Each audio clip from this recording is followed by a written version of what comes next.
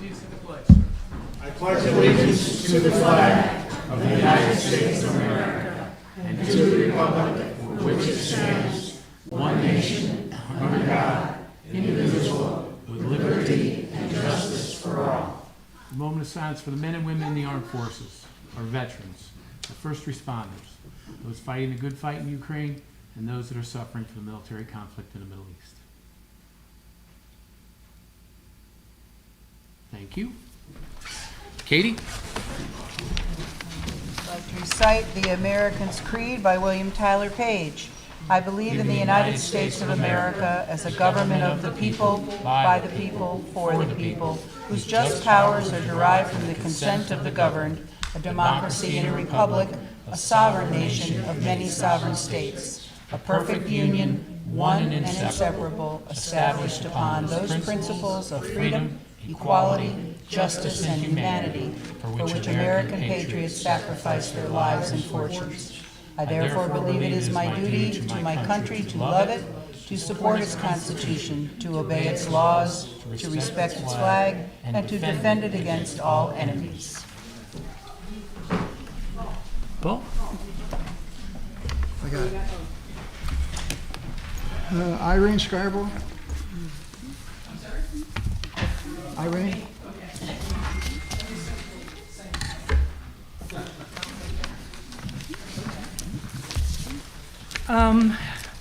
I emailed the council to sign on to the Sierra Club letter to stop the methane. Just your name and address, please, for the record.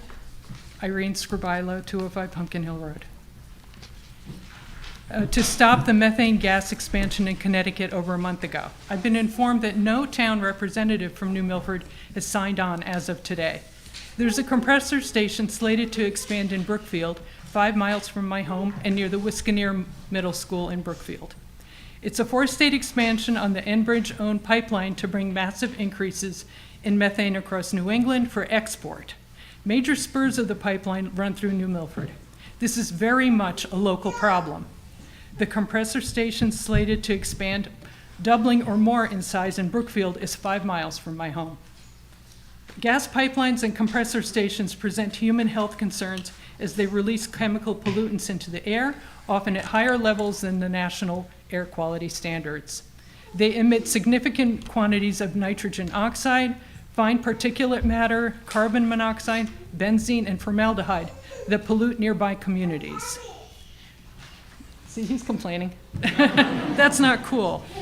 Nitrogen dioxide and particulate matter contribute to respiratory health problems such as chronic bronchitis, asthma, emphysema, and existing heart disease, as well as labored breathing and reduced life expectancy. And this is going to be near a middle school. These stations are prone to rupture, leakage, fire, and explosion. A 2022 study found that between 2010 and 2021, almost 2,600 pipeline incidents occurred in the United States, the equivalent of 1 every 40 hours. Just some examples. In 2016, the Spectra pipeline exploded, injuring one and scorching 40 acres. The explosion was felt 6 miles away. That was in Pennsylvania. In 2018, the Merrimack, Massachusetts gas explosion, a teenager was killed and more than 24 people were injured. In 2019, a cold snap caused a Michigan compressor station to release a large quantity of methane, which then caught fire and exploded. A few months later, a compressor station in West Virginia caught fire and exploded. Most recently, an explosion took place on Kinder Morgan's Tennessee gas pipeline facility, resulting in a 1-mile evacuation. I'm asking you to reconsider signing on to the letter from elected officials in New Milford asking the governor to oppose methane gas expansion in Connecticut. Not just in New Milford, but anywhere. No one deserves this in their backyard. I sent the link. Follow it. There's a simple form. You type in your name and your town position, town council, mayor, whatever. Please help New Milford and the northwest corner and Connecticut as a whole stay safe and their air and water clean for residents. If you need me to resend it, I'll be more than happy to do so. Thank you. And my last name is Scribilo. It's Ukrainian.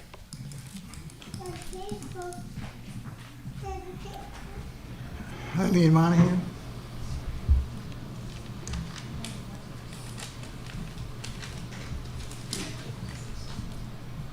Hi, Eileen Monahan, 136 Second Hill.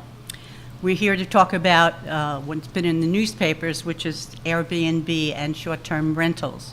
We want to explain to you that the title Airbnb has become a generic name, and it certainly does not refer to most of the short-term rentals that are in New Milford. We started our Airbnb in 2001, and we took it off the market for 15 months while we hosted the Afghan refugee. In order to be an Airbnb, you have to get vented, and it's a very extensive and detailed procedure. You have to give them a government ID and then a selfie to prove you're the person on the government ID. You have to do a description and pictures of your space. You have to give much more information: the year your house is built, the number of floors, the size of the house and the property, the entranceway, and our entranceway is private, and a list of very, very extensive list of amenities. We have 49 other amenities, including the name of the shampoo and the conditioner we provide our guests, and the brand name of the bed sheets we use. That's how extensive it is. We keep a guest book for our guests with the internet connections, how to use the sauna, the Airbnb rules, plus our own rules that we added to it that pertain to our property. One is can't use the fire pit, no outside music or extensive noise, and from 10 p.m. to 8 a.m. is quiet time. We also include a list of restaurants, attractions, museums, and parks. There's lots of information. We have gotten a 4.8 star rating out of 5, and now we're a guest favorite on Airbnb listing. Now, the benefits of being an Airbnb place. They give us $3 million insurance for damages and $1 million for liability. All the rental fees go directly to our bank. They charge guest state occupancy tax, and that is sent directly to the state. They send us a year-end statement of our earnings for our personal taxes. There's a 24/7, 365 hotline for complaints of unsafe conditions. That's either our complaint or the guest's complaint. And they will call 911 if it's necessary. They also provide cleaning guidelines for us, so we follow those. They've also vet the guests, so we know who's coming. They get a government ID.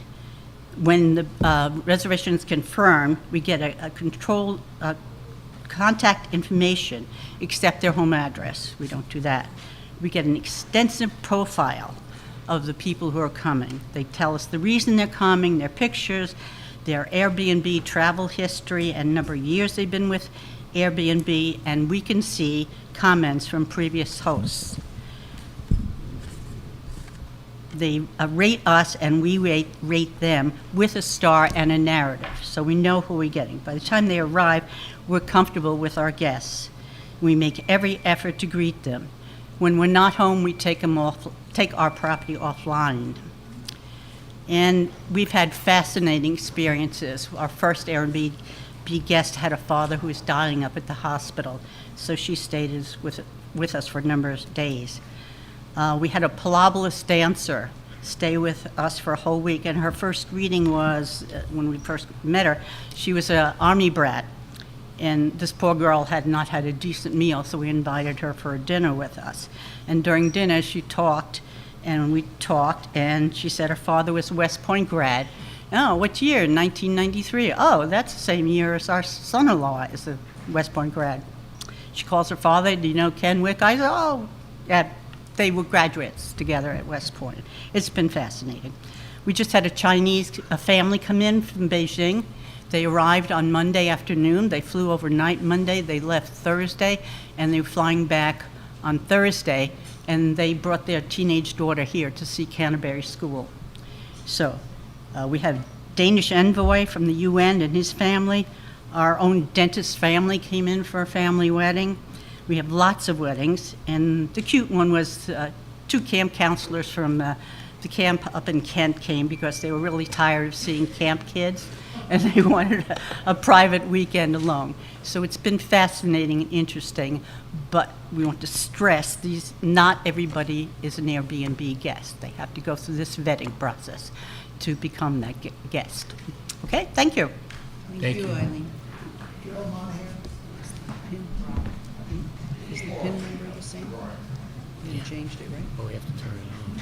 You turned Good evening, Mr. Mayor, council members. Gerard Monahan, 136 Second Hill Road.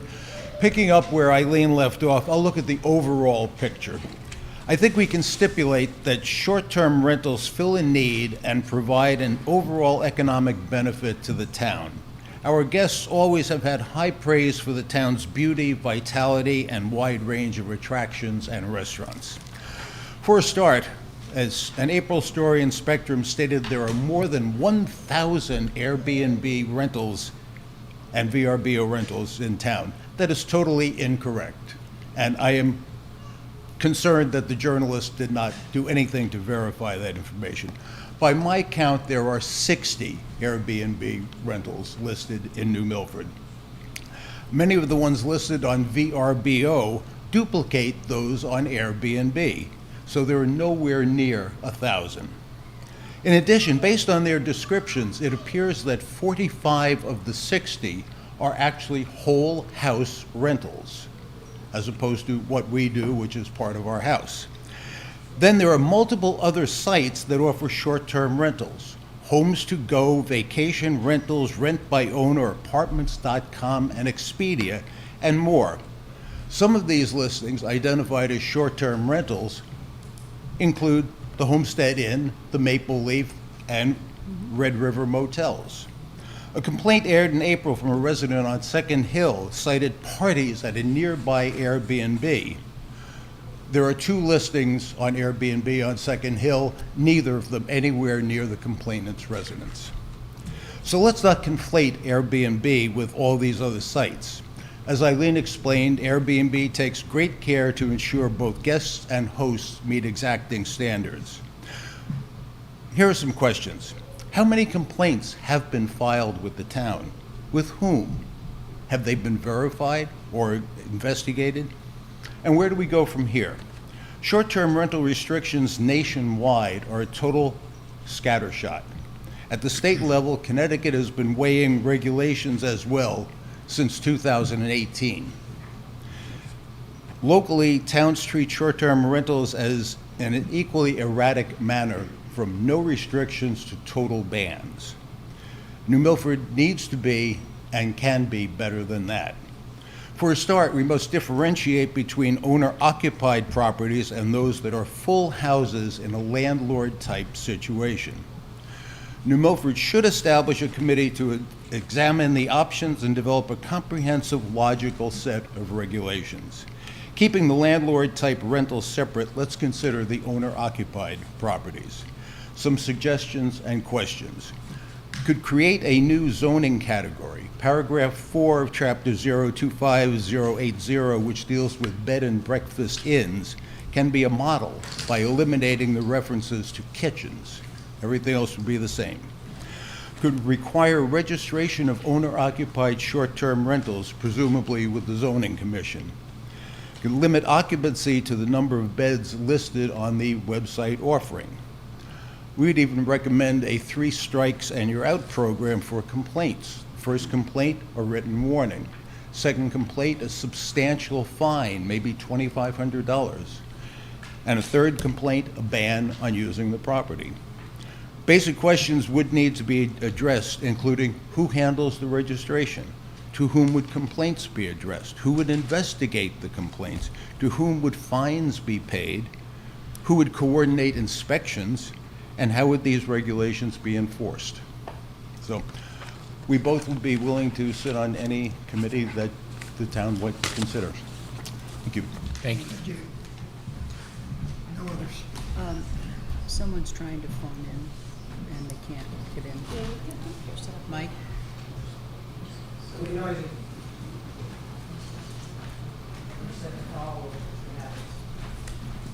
So just hearing music.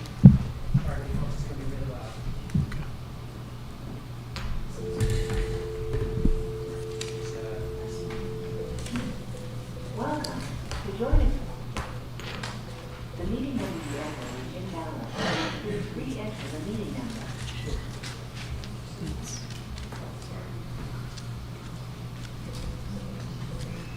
If you have a meeting code, please enter your PIN.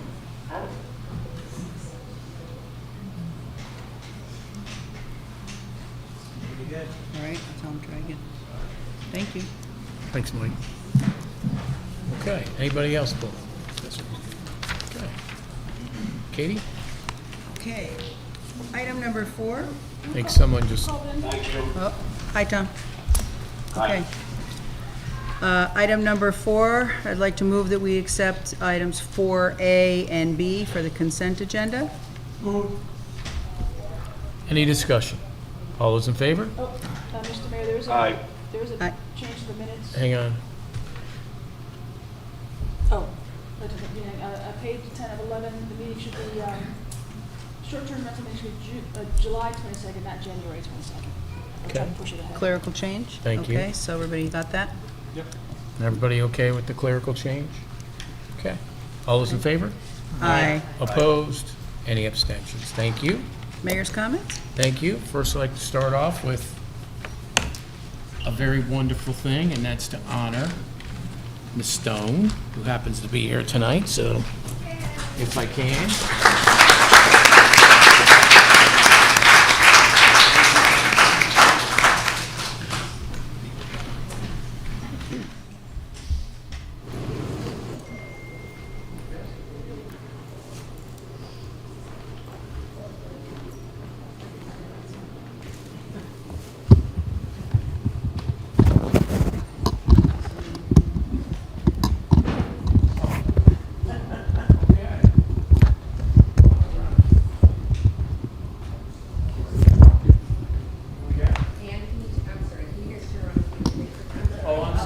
I'm sorry. Okay. Okay. Get the mayor's picture, come over here then. Whereas gardeners have a passion for nurturing the beauty and resources of the earth through the planting of seeds, the care of all plants, and the riches of their efforts. And whereas gardeners seek to add beauty, splendor, fragrance, and nutrition to our lives through the growing of herbs, vegetables, foliage, and flowers. And whereas gardening furnishes a challenging and productive activity for our citizens, and those just learning as well, and to those that have years of experience. And whereas Anne Marie has been a New Milford Garden Club member for 50 years. That is amazing.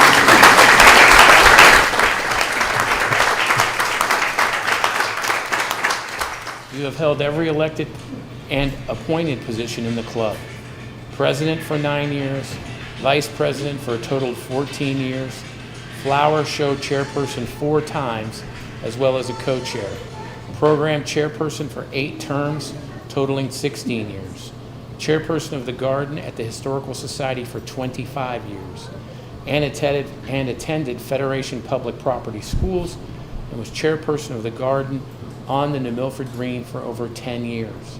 And whereas Anne Marie assisted in renovating the garden in front of Town Hall, awesome, is currently responsible for the gardens in front of the All Wars Memorial and Vietnam War Memorial. Absolutely beautiful. Absolutely beautiful. Assisted State Representative Jeannie Garvey for the Lover's Leap State Park by advising on planting native landscaping, donating many plants, as well as assisting in planting the landscape. And now, therefore, I, Pete Bass, Mayor of the Town of New Milford, to hereby express the gratitude of all of our citizens of the Town of New Milford and thank Anne Marie Stone for all that she's done and continues to do for our wonderful town. Congratulations.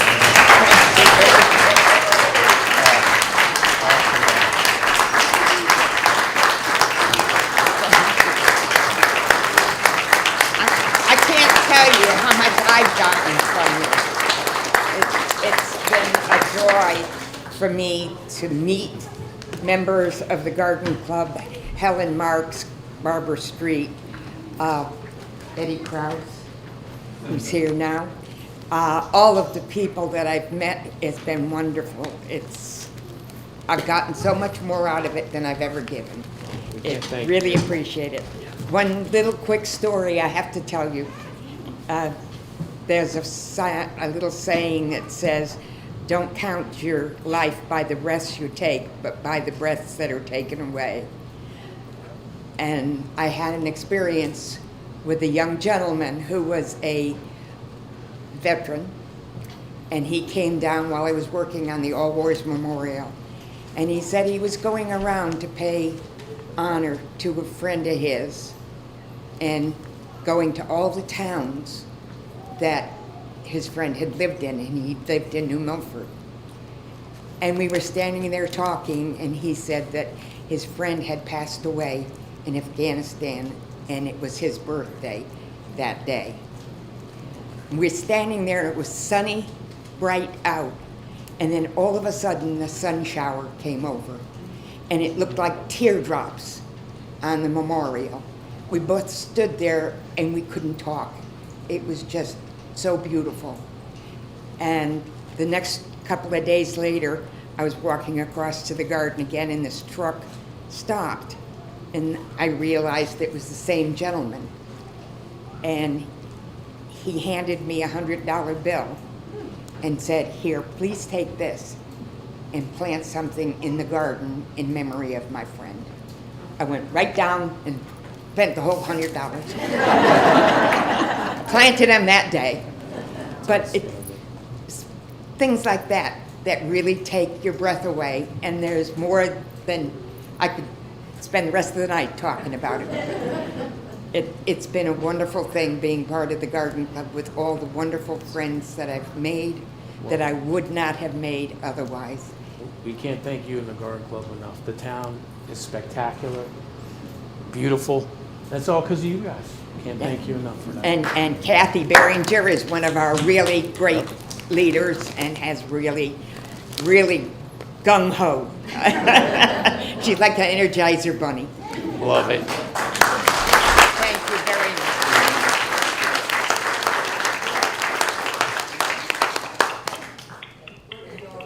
much. Gonna go downstairs reception. Thank you.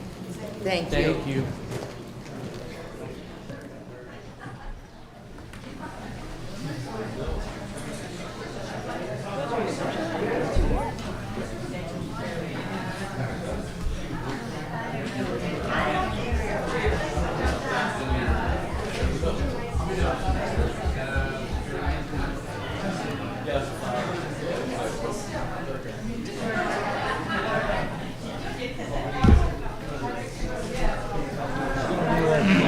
Seventh school going this year. Yeah, man. Building back the. I dig it. Well, you should see some of my 60s outfits. Oh, yeah? Well, yeah. I don't wear many of them because they're way too It's all in small. style again. I know, they don't fit me now. I still have some. I have a lot of earrings. What's I that? have a lot of earrings that I used to wear. Yeah. Yeah. I kept them because they're back. Big boots. And different colors. They're all weird. I wear them sometimes. Okay.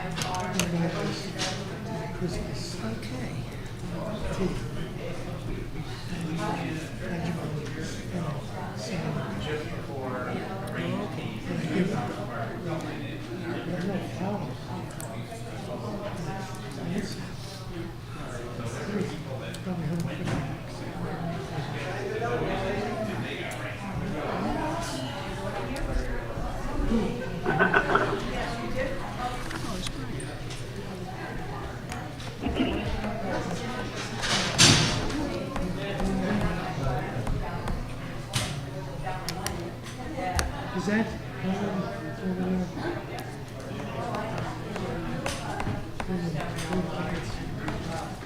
Yes. Yes, Bob. Yes, Bob, it is.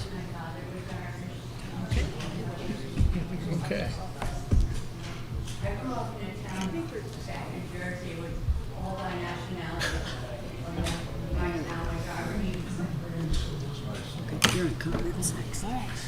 All right. Next is mayor's comments. I know Greg's going to talk about this during his comments, but first I'd like to announced to the town council, we did it through social media, that for the first time in New Milford's history, and also in Litchfield County, is that we got a AAA. I'll let Greg talk a little bit more about that in his minutes. Want to do some quick congratulations to the Soccer Club of New Milford. They're U12 Ladies Thunder. They are district champions. Congratulations to the New Milford Soccer Club at U13 Timbers, U15 Arsenal, who finished co-champions of the Northwest CJSA District. Also want to congratulate the Ladies Connecticut Jade Softball Team 12UR. They won the Spartan Spectacular Tournament in Meriden. I want to congratulate the Connecticut Jades 12UN, who won the USSSA New England Regionals in Southington. Also want to congratulate New Milford Varsity Baseball, Janice Barbario, I hope I'm not mispronouncing his name correct, All-State Class LLC, outstanding.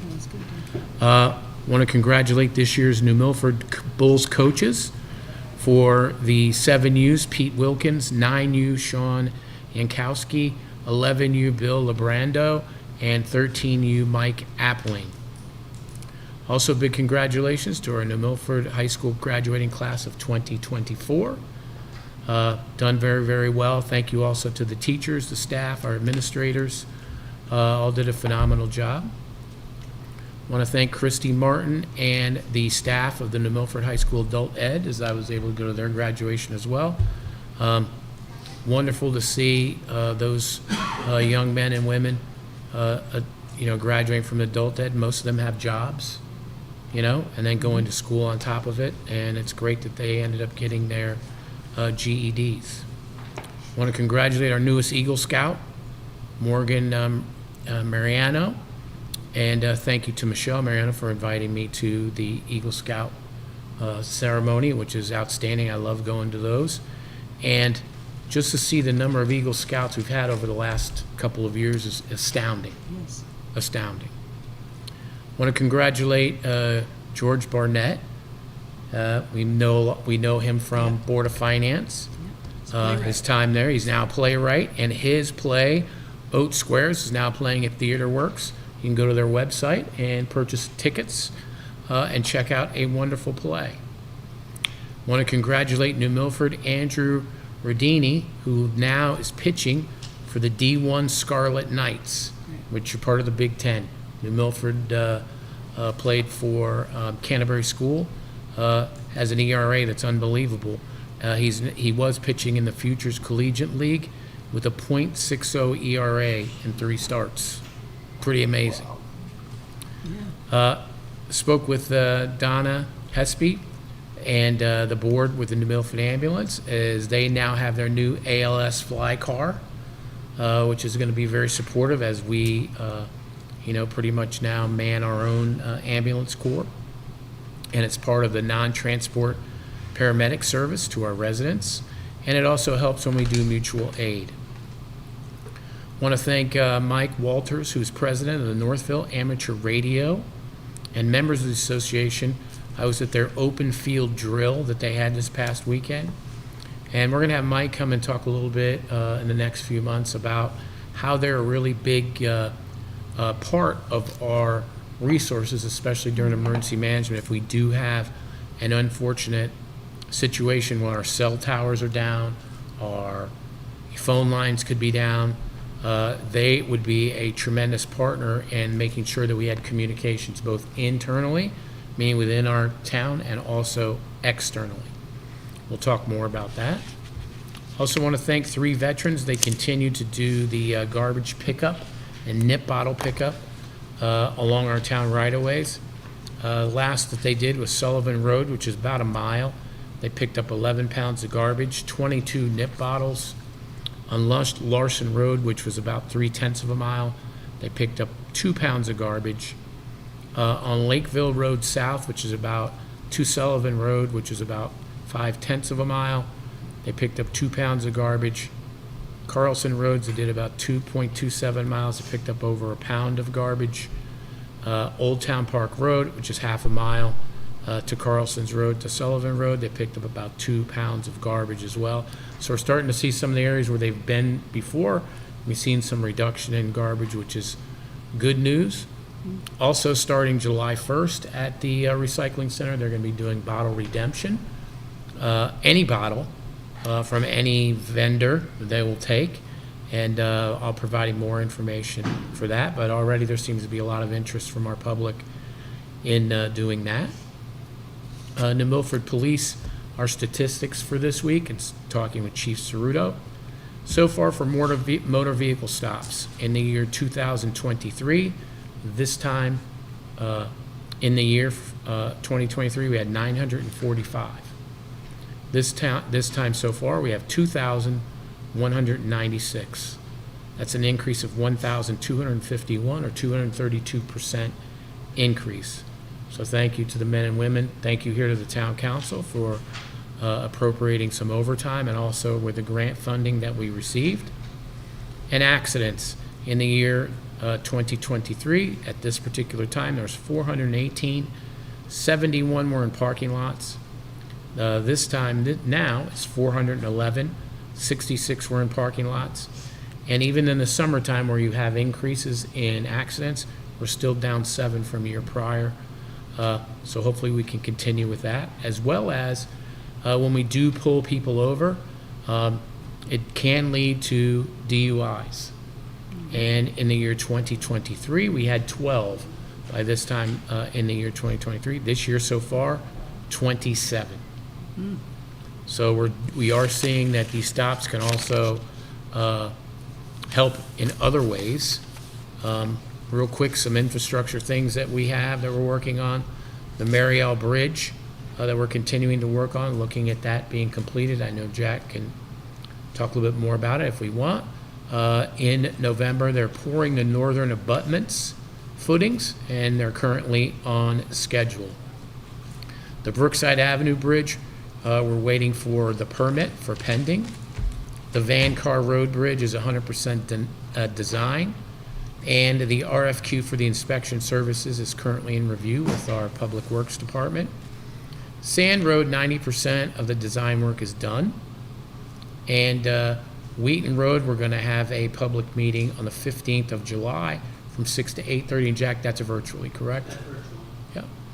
Yeah. We are working with Mine Hill Road. The drainage work continues on that project. Some of the other things we're doing too is Grove Street intersection, and that's the study where we looked at putting the traffic light, which will be our first one, smart. We're going to go with the LOTSIP application, as we talked about before. The East Street intersection redesign, which we talked about here a few weeks ago, which is the traffic light, for those who aren't familiar, the hospital, Second Hill, and Route 202 East Street. We're looking to get lots of funding for that, to actually put in a left-hand lane, turn lane. Jack, both on the southern portion and I believe on which other one? The eastern section. The eastern section, right, which will allow for smoother, especially during commute times from those coming from Grove Street north. It'll be an easier time. So we're working on that. We also were approved with lots of funding for the Wellsville Avenue reconstruction and design. That's a full reconstruction of the road plus sidewalks that'll get done. So that's currently in process. And Jack, our sidewalks that are going to be going from the condos south of the high school all the way up to Savings Bank of Danbury, filling the hole by the Taco Bell, and then also Canterbury School down, and then those that are going to be kind of wrapping around Pettibone. When I know we talked about it today, when are they going to start with some of the groundbreaking? July 8th. We're going to issue the notice to proceed at July 8th. Perfect. So we'll have that going on as well. And I'll talk about the Milford High School roof project a little bit later on tonight. And currently drainage programs that are in the works as of now. We've got Greenview Road, April Drive, Mine Hill, which we're working on now, Waller Road, which will be shortly, and then on our mill and pave work that we're going to be doing, Waller Road after the drainage will be done, Gaylord Road, Newtown Road, Road, Hillendale Extension, Legion Road, Kennewood Lake Road North. So we'll be working on those, and I'll give you guys more of updates as we go through with that as well. And then lastly, some of the events that are going to be going on. Let me pull that up real quick here. Sorry about the delay. Is starting this on the 25th at 1 p.m. at the Senior Center.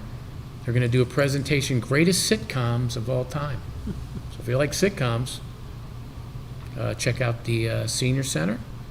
On Saturday, the 29th, 10 a.m. to 5 p.m., right here on the green, the Commission on the Arts is doing their Outdoor Art Festival. This will be the second year that, we kind of brought it back from COVID. It was very well received last year. Bob Stump Bluegrass Band will be playing at 7 p.m. Also on Saturday, from 9 a.m. to noon, will be the Farmers Market. On Saturday as well, at 11 a.m. to 1 p.m. at Pettibone is Bike Day. And those are bikes that are given to those in need or need a bike. So thank you to the youth agency. Thank you to our social services, Tom O'Brien also, for making that just a wonderful event for those children that need a bike. On July 2nd at the Senior Center, again, they're going to do sitcom presentations. On July 6th, the Farmers Market is doing their wonderful opening, as they do, from 9 to noon. Vincent Rodriguez will be playing from 10 a.m. to noon. And then on July 6th at dusk is the New Milford Fireworks Celebration.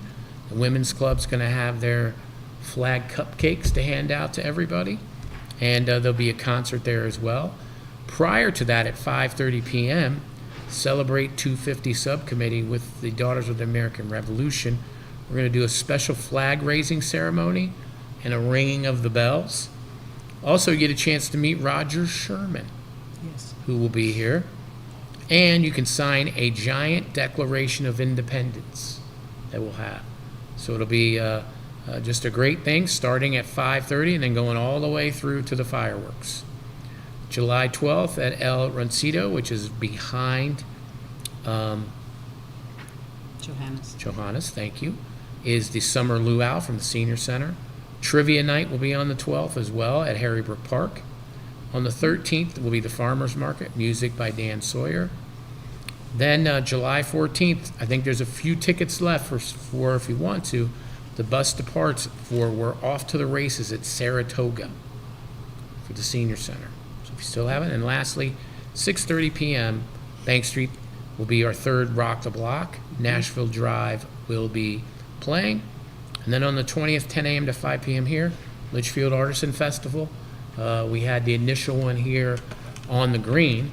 They've done it before, but it was very, very well received, and this will be the second one. Very excited about that. And we'll have more events as we move forward. You can tune into the mayor's page on Fridays. We update those as well. And looking forward to a great, great summer.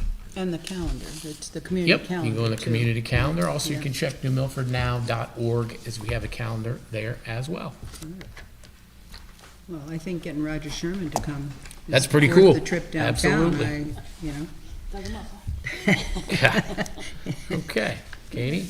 Okay, item number 6, I'd like to move that we approve that the New Milford And Police Katie, Department. if I could just, my last thing, I was gonna do it at the end of the meeting, but I think we should do it kind of now, it's more apropos. Okay. I really would which like one? to thank Mike Sinella. Oh, yeah. You know, we had the person that used to do these videos when I was on town council ended up getting ill, passing away, and Mike stepped up and not only, he made it better with all the equipment that we have here, all the technology, bringing it onto 2 platforms. And I just personally want to thank you, Mike, for your years of helping us here and doing a great job. I mean, all this equipment alone is tens of thousands of dollars. And thank you, Mike. Thank you, Mike. Thank you very much. Thank you, Mike. Thank you very much, Mike. Okay, Katie? Okay. Item number 6, I'd like to move to approve the police department accepting a donation of $1,000 from the Smoke Depot, which is located in the Big Y Plaza, and they're going to use that for the police department's Shop with a Cop. Second. We have a second from Mayor. Any discussion? All those in favor? Aye. Opposed? Any abstentions? Thank you. Item number 7, I'd like to move to approve the road closures requested by Anthony and Tracy Morrissey and USMC Sergeant Zachary Scolar. They're requesting to close the following roads. This is for their road race, and it will be Youngsfield Road, Bridge Street at Medinstill on Sunday, Bridge Street to Medinstill, excuse me, Sunday, August 25th, from 7:15 a.m. to 9:30 a.m. The rain date is August 31st. They're also requesting the Green's northern and southern crossovers be closed from 6 a.m. to 9:30 for the 4th annual Sergeant Scolar's annual Overdose Awareness 5K and Recovery Festival. Second. Any discussion? All those in favor? Aye. Opposed? Any abstentions? Thank you. Okay, item number 8, I'd like to move we approve the formation of a nonprofit temporary committee, terms of June 24th, 2024 through September 9th, 2024. Following people are appointed to the committee: Walter O'Connor, Walter Bayer, Sharon Ward, Lisa Hida, Katie Francis. Any discussion? Thank you. We have a second from Tom. All those in favor? Aye. Opposed? Any abstentions? Thank you. Item number 9, I'd like to move that we approve the following appointments: Economic Development Commission, Paul Murphy, term of June 24th, 2024 to January 31st, 2028. And the Ethics Commission, okay, you want to do them separately, Tom? Go ahead. Oh, sorry, I can do it together. Go ahead, Kate. Okay. And on the Ethics Commission, appointment of Lisa Hida, excuse me, it's pronounced Hida, June 24th, 2024 to January 31st, 2024. Second. Is it January? Say what? Back in time? The year is in. Yeah. 2024 should be, Oh, my goodness, you're is it a right. year? And I just read it. Well, you see that. Is it 1 year or is it? it's a Probably 4-year 25, term? right? It's from 2024 to 2028. Yeah, okay. 8. It's a 4-year term, but that would Any- end at 2028. Any discussion? All those in favor? Aye. Aye. You went too fast. Oh, I'm sorry. Paul, are you still chair of the planning commission? Are you still chair of the planning commission? Vice Chair. That was my question. All those in favor? Aye. Aye. Opposed? Any abstentions? Thank you. Okay, thank you. Okay. Item number 10 is, I'd like to move that we, as a council, approve forwarding to the Board of Education, we forward to the Board of Finance the following. Allocate the end-of-year balance for 2023-24, subject to final audit, to the following: $100,000 to the turf field replacement fund, $231,092 to the town of New Milford to replace the educational cost-sharing set-aside grant held by the Board of Ed, and the remaining balance to the Board of Education Capital Reserve account. Second. And we have a second. Was that, Any discussion? This was a unanimous approval by the Board of Board of Ed. Education. I do was you at want the to do meeting. time? Is that what you're doing? Yes, Yep. I'm going to do the next one. I was at the Board of Ed meeting last Tuesday, and it was unanimously approved. Any other discussion? All those in favor? Aye. Opposed? Any abstentions? Thank you. Under item number 10, I'd also like to approve that we approve going forward from the town council and to the Board of Finance what the Board of Education has approved, which is to accept or approve a donation from the Friends of, I'm sorry, wrong one. I'm sorry, my eyes are moving faster than my head. Where are you going? Okay, to remove $895,443, Mark Mankin had dropped if I heard say that. Remove $895,443 from the Board of Education Capital Reserve account to fund the 2023 and 2024 Energy Systems Group Bank of America lease payments. And this was again unanimously approved by the Board of Ed. Right. Any discussion? All those in favor? Aye. Opposed? Any abstentions? Thank you. Okay, now I'll move my head down. Okay, I'd like to move that we approve the donation to from Friends of Sullivan Farm in the amount of $49,506.60, which will be used to cover 2 full-time positions at the farm through this calendar year.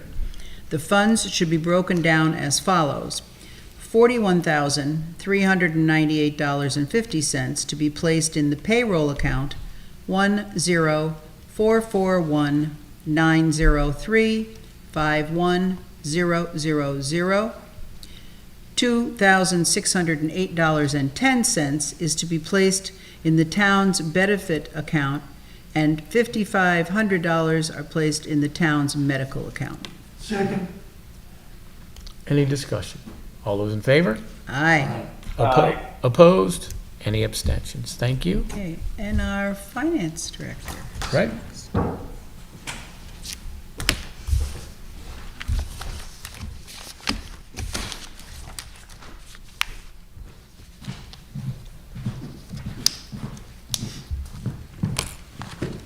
Good evening. This is the update for May. I'm pleased to report that for the first time in the history of New Milford, the town achieved a AAA rating from Standard & Poor's. This may also be the first time a town has achieved this status in Litchfield County. This is an historic achievement, and we are now considered to be among the best-run towns and cities in America. This is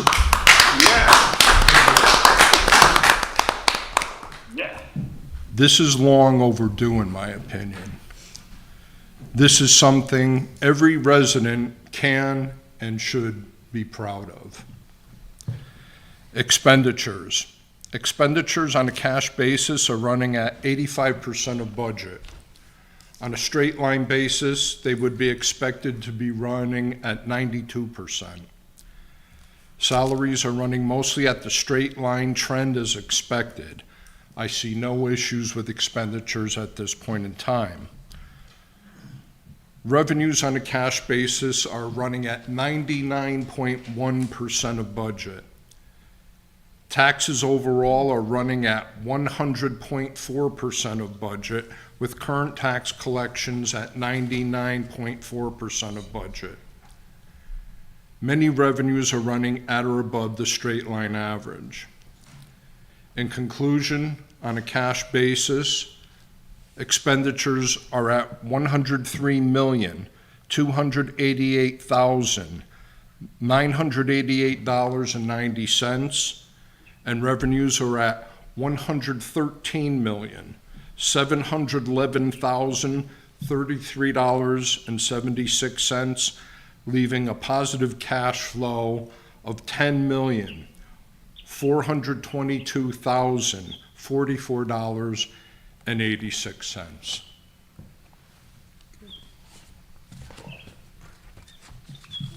Okay, that's well. Now we move on to approval, discussion of the year-end adjustments. So, I'll make a motion that we approve to carry and force the appropriations that our director will be discussing. Is there a second? Second. Thank you. Greg? Yeah, essentially this is something that we do every year. Any capital items that were not spent during this fiscal year, we have the ability to carry and force to next fiscal year to allow those monies to be spent. The total carried and forced number is $1,175,262. And it's split between aging, the assessor's office, majority public works, facilities maintenance, police, and ambulance. Any discussion? All those in favor? Aye. Aye. Opposed? Any abstentions? Thank you, Greg. And, Can you make the motion? right, yes, I'd also like to move that we approve the action on the year-end adjustments as defined by our finance director. I'm all off today. Again, this is, Is there a second? Tom's second. Oh, I didn't hear that. Again, this is just pretty much window dressing, year-end adjustments to make all of the accounts in balance and cover any over expenditure positions with surplus funds. I'm looking to take $67,973 from contingency and apply it to the listed departments. Looking to appropriate $545,000 on both sides for police, private duty, and the corresponding revenue, because we're over both in revenue collection and expenditures, and So that's just a wash. pardon me? It's a wash. Revenue That's a expenditure, wash. It's window dressing. Appropriation of fund balance for the ESG lease, just like Board of Education just did. $1 million for tax relief, $100,000 for turf field, for a grand total in that section of $1,712,973. And the remainder of the surplus will be allocated between capital reserve and unassigned fund balance, subject to final audit. And we have a motion and a second. Any other discussion? Doug? So Greg, just real quick, because I like to talk about the turf field a little bit. I see that we have $355,000 in our kitty, and I know that the Board of Ed has money in theirs as well. I think it's. It all goes to the same account. Yeah, exactly. I think it's, Pete, we talked about, is it north of 600 grand now? Greg, I'd somewhere have to around get there? back to you on that, Doug. I don't Right. know I off think it the is. top of my Yeah, head. so it's north, which is Yes. very proactive. I know that back in 2016, it's been 8 years, Pete. I know. Can you believe it? It's went by that fast. The man who did it, Tom from Sprint Turf, there were two things I asked him. I said, one, what would be the cost savings if we do the fields per year with paint and maintenance and gasoline and all those, and obviously electricity, because we went to LED lights. And he mentioned it'd be $35,000 a year per field. So that's $70,000 in savings. So you can do the math of where we're at with that over 8 years. And I also asked him, I said, well, what as a town should we be proactive to do? And I know that Wendy Fallenbach, who was part of our committee on the turf field, agreed is we put money away now. And so we went to the town here and we said, what would be appropriate, $50,000 and $50,000 per year? And I think it's been a due diligence of both BOE and the town, because when the fields are in great shape, it's been 8 years and they're in fantastic shape, fantastic. But I think it's a due diligence to the town, the BOE, that when this does have to be replaced, we're gonna have this money. We're not gonna go have to look for it. And this money is making interest, correct, Rick? Pardon me? This money that's in this account is making interest as well, as we speak? Yes. So Yes. it's making 5 or 6%, so that money is Well, making. no, it's not making that Well, much. Okay. No. But in that area, around 4? While it's in the general fund, before it's transferred, Okay. it's making the 5.42%. Okay. Once it gets transferred to the turf fields, it's making Right. less. But So I again- hold that money for as long as I Right, can before it right, transfers. but it's making money. So I Yes. just wanted to point that out for the people, the residents in the town and stuff, that when these fields come have to be redone, we're gonna have this money for them. So, anyway, that was So, my little. yeah, so the town budgets $50,000 every year, so this is in addition to. Right. So it winds up being $150,000 on the town So side. it's a win-win, and I was happy to see that, so, thank you, Greg. Any other discussion? All those in favor? Aye. Opposed? Any abstentions? Thank you, Greg. Thanks, Greg. Item number 13, Mayor, you'd like to give us an update Yep. on the New Milford High School roof? Yes. So thank you. Have been speaking with, I know Jack Healy's been a part of it as well, our Board of Ed partners, Chairman Fallenbach, Superintendent Parlato, their facilities person, Matt Cunningham. We've been speaking, and Dean Petroselli, who is the architect of record. We've been speaking with the bonding company, concerning finally looking at how we can remediate and bring up to the contracted service of the New Milford High School roof. The contract specified 2 pins, 2 screws in each and every panel of the roof.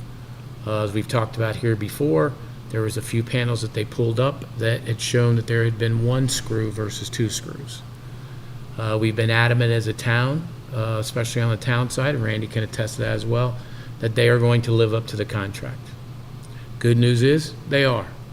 So starting in July, we had a conference call with the bonding company last week. It included all of the Board of Ed partners that I spoke of and here of us on the town. They're going to begin to deploy their resources to fix that portion of the roof, about 40%. They're going to go panel by panel. They're going to pull it up. If it needs a screw, they're going to put one in and a panel.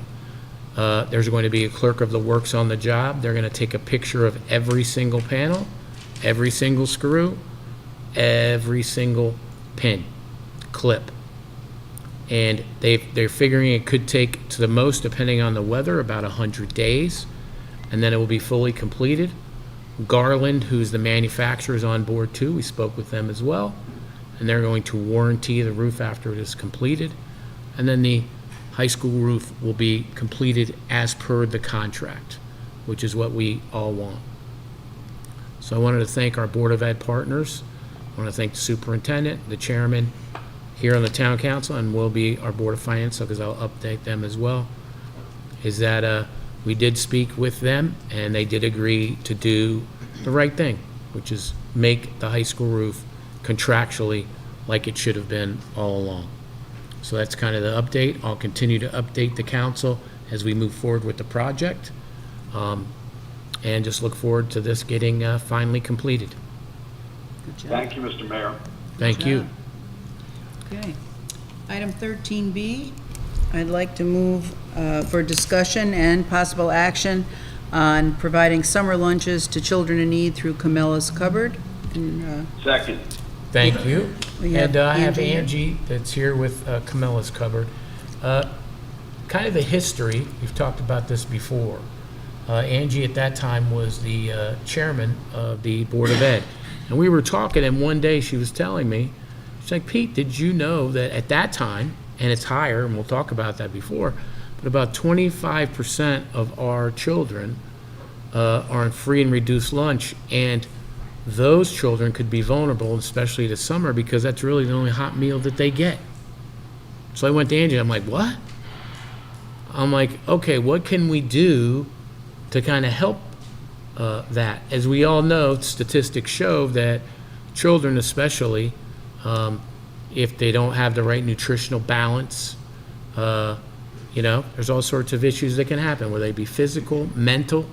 We want to do everything we can, especially as we've seen our children come out of COVID, making sure we give them every opportunity when it comes to school test scores and everything else.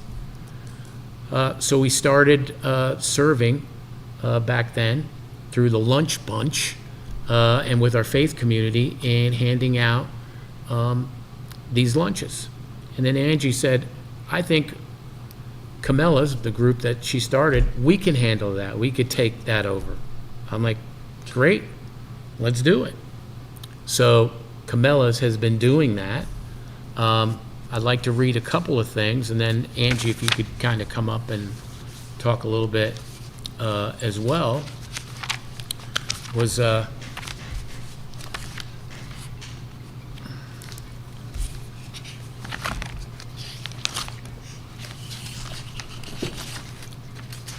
first I'd ask Dr. Parlato, can you give me kind of an assessment of where we are for free and reduced lunches in the year 23-24?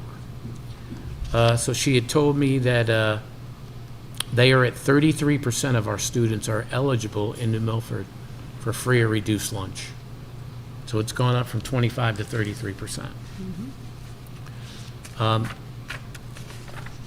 So I'd ask Angie, they do kids' bags. That's a multi-day food bag, items for children to eat with little or no adult assistance. Because some of these children, obviously, parents need to work. It could be a single family, a single person head of household, could be two family, both parents working. Sometimes the kids are there, unfortunately, by themselves. They are approximately, we're doing 540 kids bags each time they distribute them. And I know, Angie, if you could come up and talk a little bit about, to do this again, obviously, there is a cost. Food supplies and costs have gone up tremendously. As we all know, we all go to the grocery store. I mean, some stuff's up 40% since before. So one of the things I had asked Angie is, could you help the town, assist the town again in reaching these children that are going to be in need this year? The economy has softened a little bit. You know, we've seen that with Camilla's Cupboard and our own food bank that continues to increase in people that need that in need. So Angie, if you could talk a little bit about to the town council what you would be able to provide for our children in need. Sure, absolutely. So I moved to New Milford in 2006, and the free and reduced lunch rate back then was 11%. So in less than 20 years, it has tripled. And that doesn't account for the families who make just a little bit too much for free and reduced lunch. So, you know, if you make $5 over the limit, you don't get it. And you're right, Pete, a lot of children in that category, the hot meal at school is sometimes the only meal they get all day.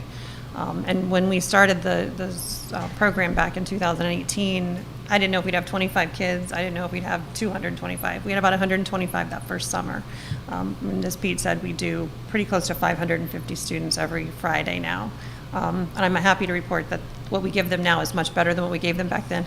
We give them a lot of, you know, like you said, things that they could eat by themselves, which we still do, but they also get a lot of fresh fruits, they get a lot of greens, citrus, you know, really, it's much healthier now than what we used to get. So the bags have quite a bit of food in them for the students, and we've been doing them every other week just to save money because we just don't have the contributions coming in, and the food costs are just so substantial right now. So the kids, when they come through, the weeks we don't have them, we have to warn the parent, you know, like no kids bags, because the kids look so forward to getting those, even you know, on Friday, because they know they're going to have stuff all week. So it is a great complement to what we do for the families, and it's something that really makes us unique in the community that we do this for the students. So we would love to be able to provide it again, and if we get some assistance, we could do it every week, because right now, again, we're going to just be able to do it every other, and every week we have more and more families come. So it really is a big help if we can get some funding. And Angie, to do this through the summer, I know I had asked you to come up with a budgetary figure. To do that, what would it cost? It's about $40,000 to do it all summer, every week, for the number of students that we have. Until school starts. Until school starts again, correct. And I also want to say, you know, this isn't something that I think a lot of people know, but we also deliver. So we have about 45 bags that we deliver to students that aren't able to get to us. So even if you're not able to come to us, we still make sure that you have food. So that's something I think people don't know that we do. We work with the local church to do that. Does anybody have any questions so far for Angie? Alex? Hi.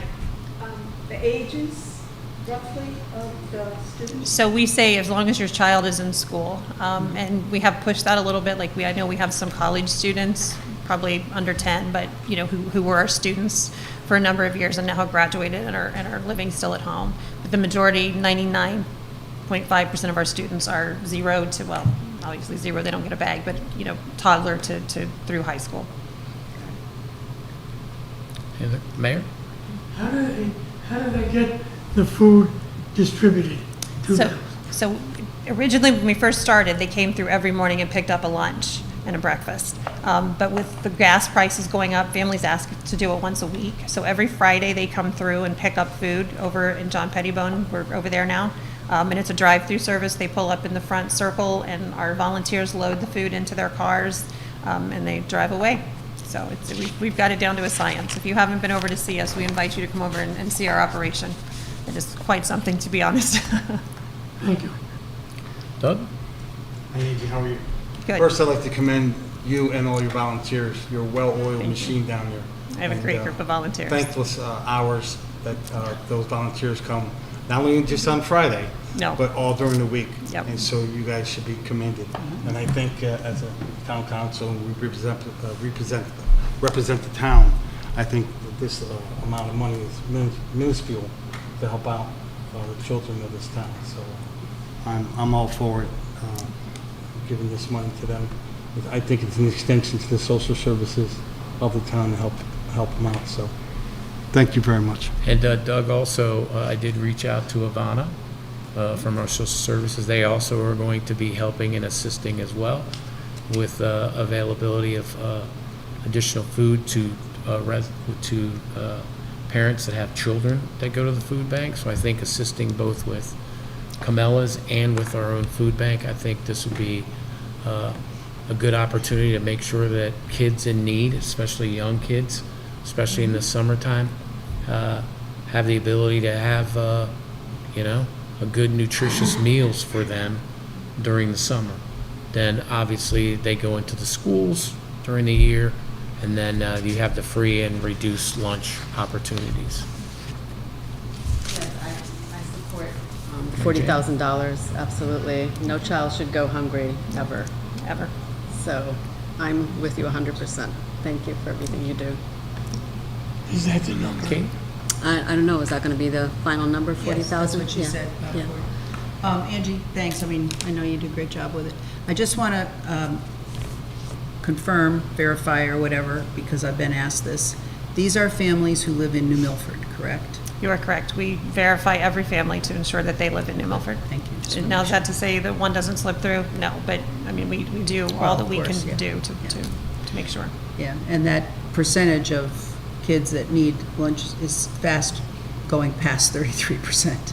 So I think it's underrepresented, to be really it honest. is, and, yeah, for several reasons, but yes, and thanks for taking this up. Hey, Katie, could I entertain a motion to approve up to $40,000 for Yes, I the will, assistance? right. You have the I'm motion. going to amend my motion to say that the same thing I said, is that the Camellas Cupboard would handle providing summer lunches to children in need, up to town funding, up to $40,000. And if you could. And I'll amend my second to. Thank you, Tom. If you could also put in there that the funds could come either from contingency or any line per the finance director. Okay, I'll amend again, Stephanie. Up to $40,000 for Camellas Cupboard to provide summer lunches, and the funding up to $40,000 could come from contingency or Any other line chosen fund by the finance the director. finance director approves. I will update my second. Thank you. Any other discussion? All those in favor? Aye. Opposed? Any abstentions? Thank you. And thank you, Angie. Thanks, Appreciate Angie. it very much. Thank you, Angie. Okay. Next is, 13C, economic update. Yep. So briefly, unemployment for May, that's the latest statistics we have. State of Connecticut is at 4.1%. In New Milford, we are at 3.6%. Total labor force, 15,237. Employed in New Milford, 14,681. Unemployed, 556. Obviously, we don't want to see anybody unemployed. On average for this area, we're about a tenth lower than most of the other towns. Some good news, our filming continues to be very robust. We had another larger film called Summer House that just filmed in New Milford. We have another one that may be coming towards the late August or fall. I'll apprise the council more on that when it's more of a definitive thing. But it just shows the importance of film and the arts here in New Milford and the economic driver. I've asked the director to give us, once the filming has been completed, kind of an analysis on what they've spent here in New Milford, so that we can let the council and the public know really how much of a driver film production can be economically. I know, Tom, you had a statistic when you're on Film Commission, right? Yeah, the multiplier effect for every dollar brought into a community from the film industry, it spreads around the community 3.79 times. So it goes from one vendor to the next vendor, Right. and these are fresh dollars that come into the community that are not being recirculated. They're additional dollars in our local economy. Thank you, Tom. A couple of things, we're still seeing some robust building. Some of the things also is renovations of current and existing businesses. And I'll take, for this week, some national chains. So they're reinvesting, and they reinvest when they know that there's a strong economy and that their money goes to good use. So for instance, Burger King, they just spent multi-million-dollar renovation in their properties. Starbucks is going to be doing the same, and T-Mobile just redid one. So right in the Walmart Plaza, they just did a whole new rebuild. Walmart is also doing some office renovation work inside their complex as well. And that just shows you a kind of resiliency just on the national level. A couple of other things too is we're starting our ice cream crawl, our second one, and that starts July 1st and ends August 25th. There's 7 participating ice cream shops in New Milford. We're asking that you visit 5. You visit 5 of those, like last year, you get a free t-shirt, ice cream crawl t-shirt. No kidding. Lastly, I went to Eversource in Newtown to talk about resiliency when it comes to down trees on a much larger scale, lots of power outages, kind of how that whole center works, very enlightening. But the reason why I bring it up today about economic development was I talked to the manager that's there, and he said, you know, not everyone wants to go to college. I said, absolutely. He said, did you know that Eversource has a pathway training for those that come right out of high school? They can learn to be linesmen and can make some pretty good money. And he showed me outside, they have the poles there, they have a whole course. A couple of other schools have gone there. Any age limit on that? I know. I had let Dr. Parlato. Do it yourself. I let Dr. Parlato know about that, as obviously we're looking at different pathways. Yeah. But here's another good opportunity, could be for some of our graduates, whether they be through the high school or through the adult ed. They could get a really good job, and Eversource is multi-state, so they have in Connecticut, Massachusetts, Rhode Island. I think they're in New Hampshire, I'm not sure. They are, thank you. So a great opportunity, and hopefully we can have some more information on that, but that's another pathway that could be for some of our young kids. So I think it's a great opportunity. Lastly, we talked a little bit about the STRs, and I know we had some public comment concerning those. I know I've been talking with Randy. We're continuing to come up with some of the verbiage when it comes to STRs. I do like the fact is I think we should have some more public hearings, and I do believe that was mentioned tonight by the Monahans.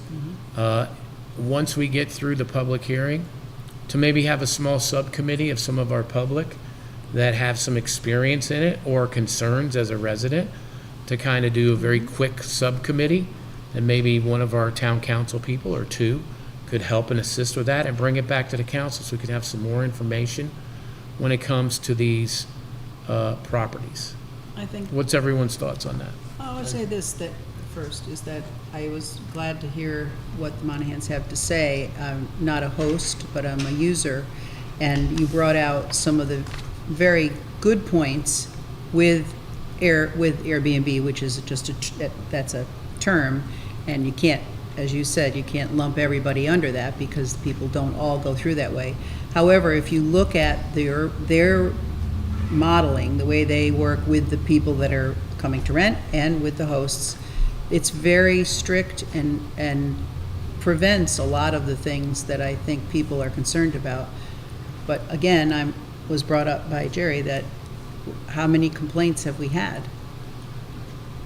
not that many. I mean, you don't want to look for a problem, make a problem where there isn't a problem. That's just my 2 cents, but I think it's a good idea to have a few people talk it out. Is everybody else's thoughts? Yep. You agree? I concur. Randy? Just along those lines, Jerry and I talked about, a number of the lawyers I talked to who drafted these things would probably agree to that, because a lot of them drafted it in a vacuum, without public input. Right. Without the reality of the situation, rather based upon anecdotal complaints or even comments. Right. One of the lawyers, she told me is that if she were to do it again, she would like to have a group of, and not just the bigger steps, the Right, bigger city, bigger town, would like to have a legislative council tell her what they want to make in the ordinance. Yes, I Instead think, of her trying to guess and say that we're gonna solve all things. She also agreed not to do it alone. yeah, Do it by essentially information. the way we spoke, yeah. That's a great idea. Yeah, having people who are on both sides in real life is for this particular thing, I think is important. So I think we'll have another, at the next council meeting, we'll Talk it set a over. date for a public hearing. Okay. And then, after that, the council then will set up a small subcommittee and then come back, have a timeline set for the committee, maybe a couple of months, come back and bring back to the council kind of their thoughts, their recommendations. If it's okay with the council, we do have the ability to do ask the public when it comes to certain topics. Mr. Monahan, if that's okay with the public, with the council? Expand on what I said earlier. I think we need to make the distinction between the true Airbnbs, Right. which are not Right, that's designed right. as a commercial operation, and those landlord type operations who just have a house that they rent. Agree 1,000%.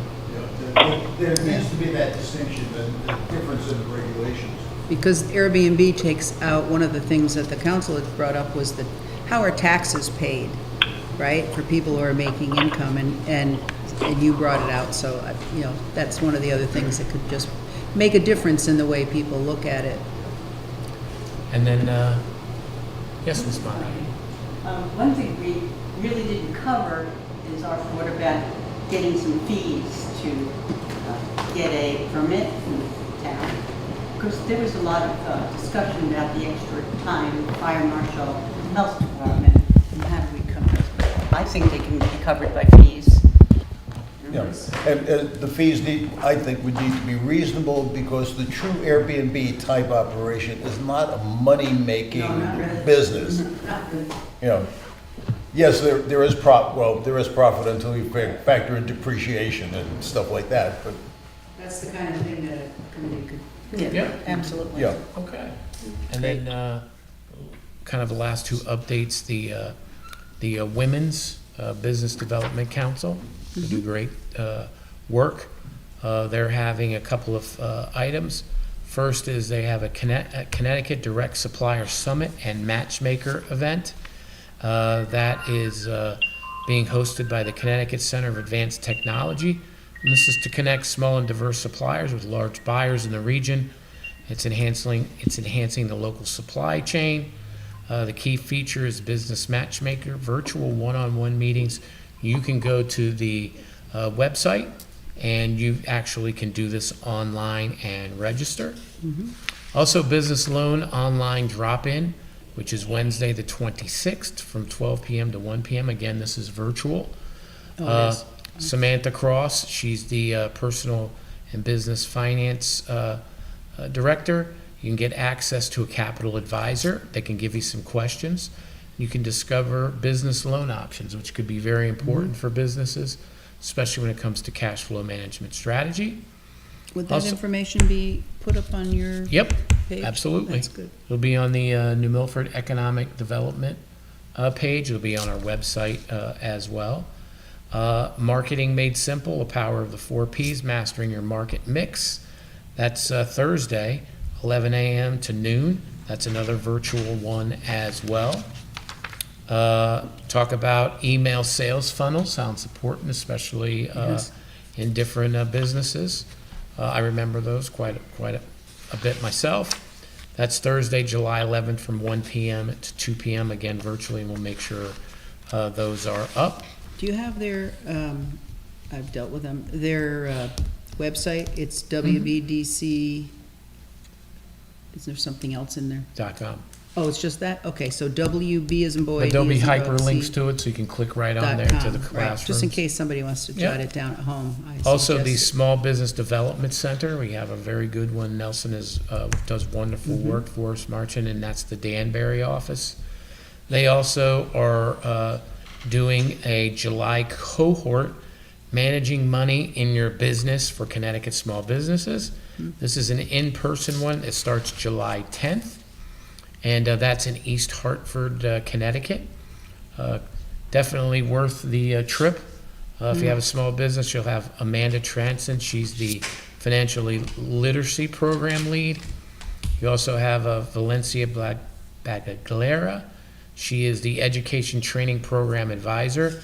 You have Val Gomez. He's one of the advisors as well. Same with Scott Arnold and Virginia Spiel. They'll all be there. It talks about improving your profitability of your business. How lenders view your business. If you're going to go out for a loan, it's important to know what your lenders think about your business. You may want to change some of that as well. Also within this is going to be mastering your loans, grants, and funding opportunities. On Thursday, July 25th at 5:30 p.m., they are also having a networking event at Good Vibes, which is on Bridge Road in Newtown. A great opportunity to meet with other business persons and business leaders. And that's all I got for business so far tonight, Katie. Okay, and you're gonna do an update for ESG? Yes, and, sorry, ESG, I know Jack is here as well this evening. That particular project is now, correct, Jack, completed? The construction part is complete, yes. And this is what we talked about before, where we put a cogen plant in the high school to help with energy costs. When that's going full-time, especially when it comes to air conditioning, am I correct, Jack? Pretty much puts the high school off-grid and runs itself? Yes, the more of the benefit is in the winter time when you're using the electricity to run the supply electricity, but you use the heat from the cogen to preheat the building too. So more of a benefit then. And we also put solar on Sarah Noble School, Hill and Plain School, the police department, the ambulance barn. So all in trying to reduce costs. We put in new LED lighting pretty much in all of our buildings as well. Trying to think some of the other stuff we did. New boilers. Yeah, new boilers at Sarah Noble, low flow toilets, thermostats, lights, insulation. They did an insulation survey. They did insulation in a lot of the buildings. And we did HVAC work too, I believe, right, at Sarah Noble? Was there some HVAC work we did as well? Yes. So all that was about a $15 million project. And the good news was, as we talked about in the very beginning when we did this, we were able to work with Bank of America, and we got it at 1%, which nowadays is pretty amazing. And that's, Boilers at the high school. and boilers, yep, boilers at the high school as well. And that's my update. Mayor? Before we adjourn, Yes, sir. I would like to ask to be able to report on some concerns that I have about the drinking water in this town. Okay. Because I've been, pardon my throat, I've been receiving a lot of phone calls, emails. I'm going to read this to you because it's easier. You know that I'm the appointed representative on Housatonic River Commission, which goes from Massachusetts all the way to Boardman Bridge. And I'm also an elected member here, so I can, kind of play both ends. Sure. I was recently made aware that the water flowing out of the closed Kimberly-Clark landfill on Route 7 at Boardman Bridge was polluting the water into the Housatonic River. So I went down there as a commissioner, visited the site, photographed it a month ago, saw the 30-inch pipe coming out. I took a look at the old dump there and took some pictures, and I reported to the commission that I was on, and they were like a relief that it was flowing between the two bridges, and that our particular, what do I call it, authority ends at the north side of the upper bridge. Right. That being said, it's been told to me that that particular leakage is a source of PFAS and has resulted in a class action lawsuit against Kimberly Clark. And I didn't want to load the damn thing down, but I got the class action lawsuit and some of the data that was in it.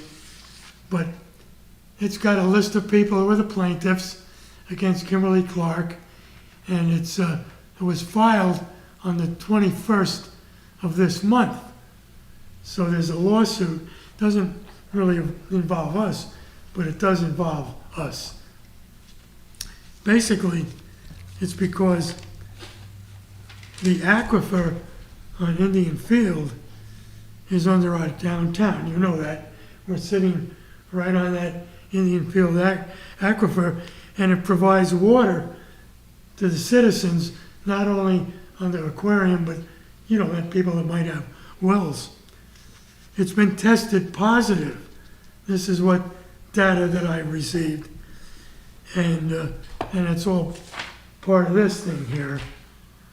And they've already, the water company has already put in alternatives that they're going to start to filter this water supply because they think and they believe that the water is polluted.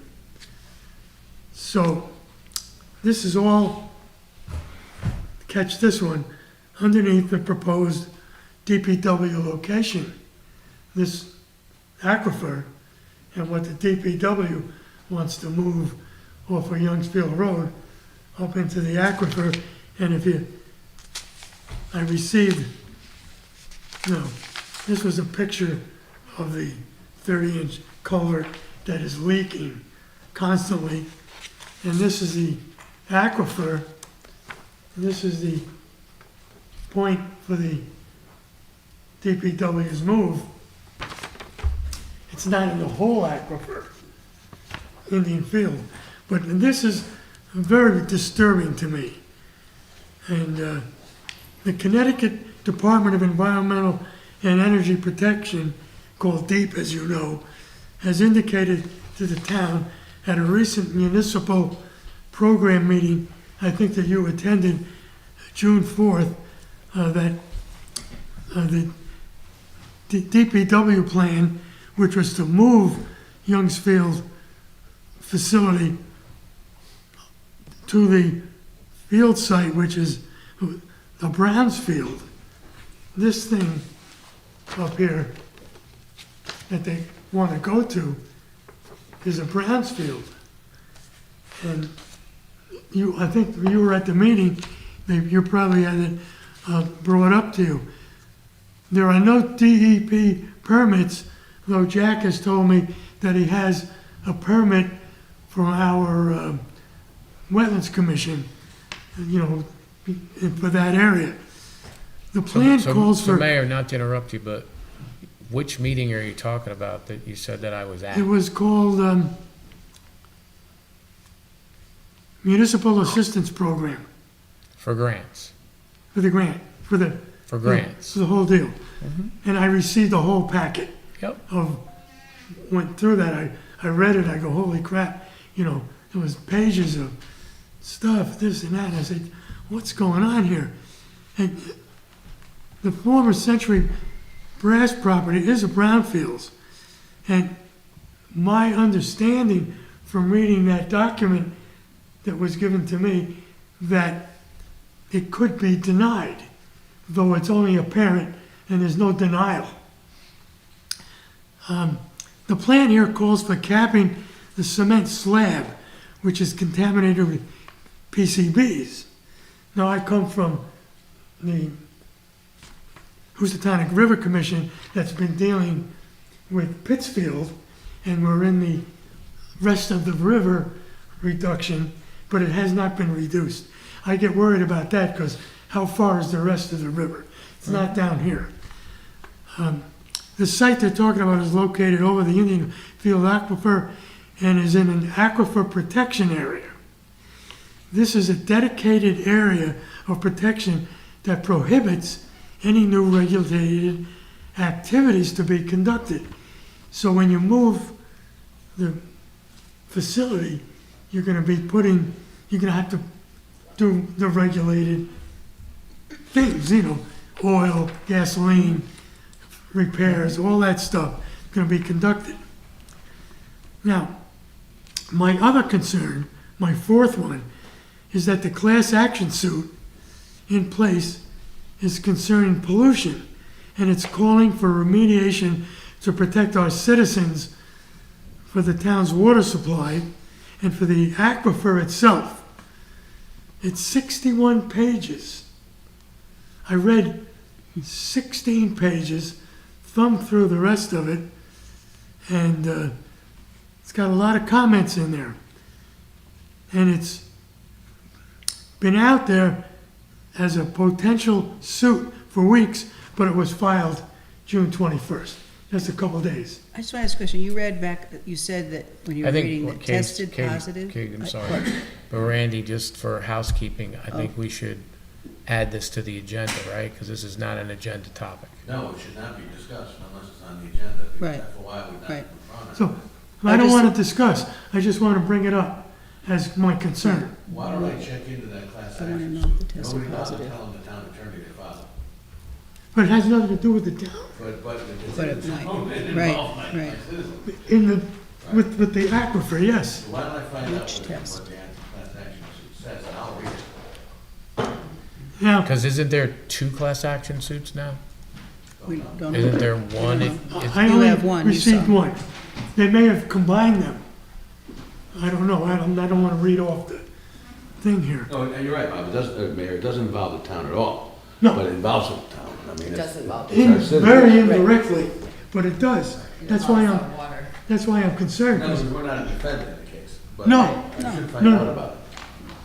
You know, I'd like to say this is nice to bring up right now, but as we said before, this isn't on the agenda, so I don't think this is proper that we're going to go around the table on this. No, I just want to clarify one thing. I think if we're going to talk about it, which is fine, Right. but I think it needs Yeah. to be Yeah. added to an agenda. That's what Right. I agree with that. The fifth one here, I just want to carry on. Can we just add it to the agenda? Gotta make a motion to do that. Yes, But then, I'd like to suspend the rules well, wait, to no. add this item to the agenda, item 14, some discussion on this potential or lawsuit. It is not Would you potential, do it that? is. I'm doing it Okay. right now. Somebody has a second. I second it. Okay. Any discussion? All those in favor? Aye. Okay. I'd like to continue. I only have 5th, 6th, and 7th. They're small. Sure. The town has to find a new site for the DPW facility, in my estimation, because of the deep concern and the potential denial. There's a problem because we have already invested a lot of money and a lot of time in this project for this, I think, move that is very necessary. The committee must consider the Housatonic River is now being polluted, and it has to consider that pollution in their plans. And this committee is your revitalization program group. Right now, they're going out, bringing up ideas, and if you have a polluted aquifer, I mean, crap, what does that really mean for the town of Milford? So, that's that one. Lastly, I really want to know why the town council hasn't been informed of these water supply issues, but I kind of realize that it's pretty hard to put all that together, even though I've been getting the calls, and why I became, the pushy person gets me worried. But you knew some of these things back in June 4th, and the Wetlands and the Aquifer Protection Commission found out about it on June 13th. So, Mayor, first of all, stating that I knew what in June 4th. at your meeting on the 4th. What did I know? I knew about a Well, that there grant. may be I knew potential about, problems. I knew about a grant. Okay. Well, So then if you're that- talking about water, right, and polluted water, you're telling me something that, about a pipe that's coming out, you're telling me as well as the council tonight. Yes. I do have a question to pose to you, myself.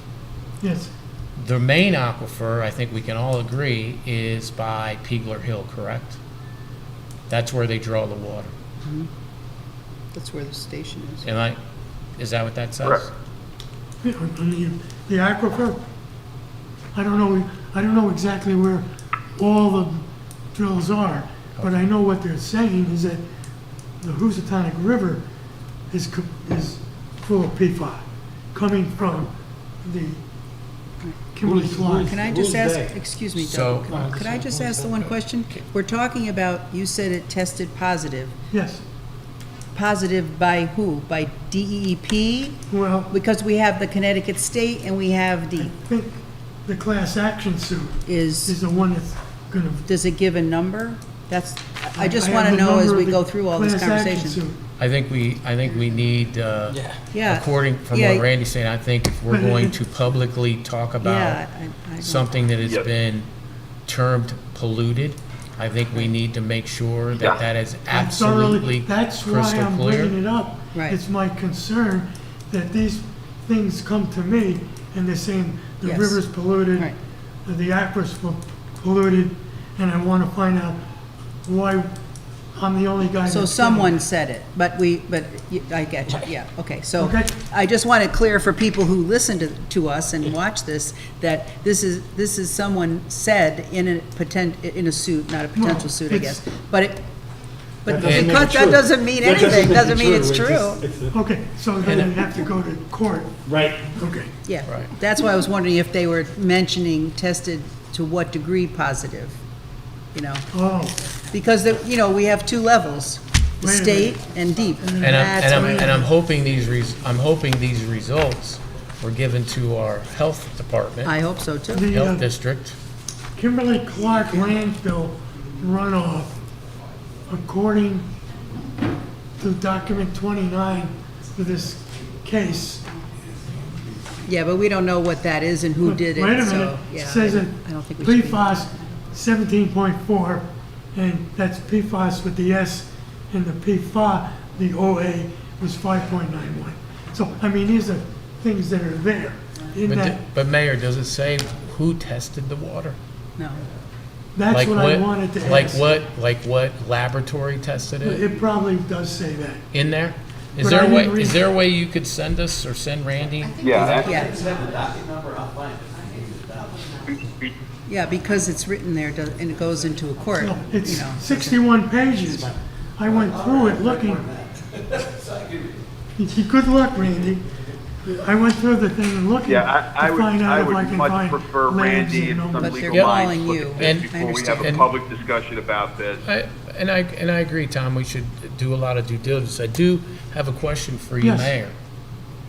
What are your thoughts on the new Connecticut DOT facility that was just built on the aquifer?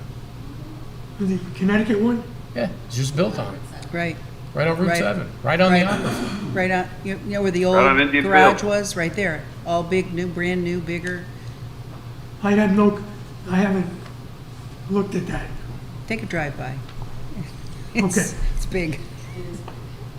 So it is, but that's not my point.